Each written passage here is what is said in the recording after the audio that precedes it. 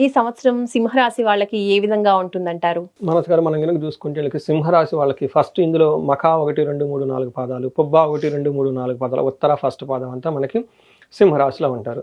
అయితే ఇందులో పేరులో మొదటి అక్షరం కనుక వాళ్ళు చూసుకుంటే మా, మీ, ము, మే, మో, టా, టీ, టు, టే అక్షరాలు ఇదే సౌండ్తో ఉన్న పేర్లు అంతా కూడా మనకి సింహరాశి కింద వస్తారు. వీళ్ళకి ఆదాయం 11, వ్యయం 11, రాజ్యపూజ్యం 3, అవమానం 6. అంటే ఒక రకంగా ఆదాయం కానివ్వండి, ఖర్చులు కానీ సమానంగా ఉంటాయి. రాజ్యపూజ్యం 3, అవమానం 6 ఉంది కాబట్టి వీళ్ళ చుట్టూ మనకి ఏం చెప్తారంటే అవమానించే వాళ్ళు ఎక్కువ ఉంటారు.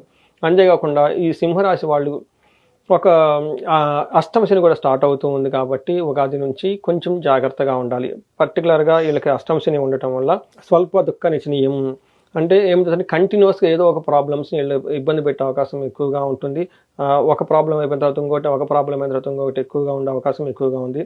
అయితే గురువు 11th హౌస్లో ఉండడం వల్ల ధన ప్రవాహం కానివ్వండి, ఆదాయ వనరులు కానివ్వండి, తర్వాత వీళ్ళ చుట్టూ ఒక మంచి వాతావరణం పిల్లలకు సంబంధించి కానివ్వండి, ఎడ్యుకేషన్కి సంబంధించి చాలా బాగుంటుంది. 7వ ఇంట్లో రాహు, ఫస్ట్ ఇంట్లో కేతు ఉండటం వల్ల 7వ ఇంట్లో రాహు ఉండటం వల్ల పార్ట్నర్స్ తోటి గొడవలు, మిస్సెస్తో ఇలాంటి వైఫ్ అండ్ హస్బెండ్ మధ్య సరైన అవగాహన లేకుండా మిస్అండర్స్టాండింగ్, సిల్లీ గొడవలు ఉండే అవకాశం ఎక్కువగా ఉంటుంది.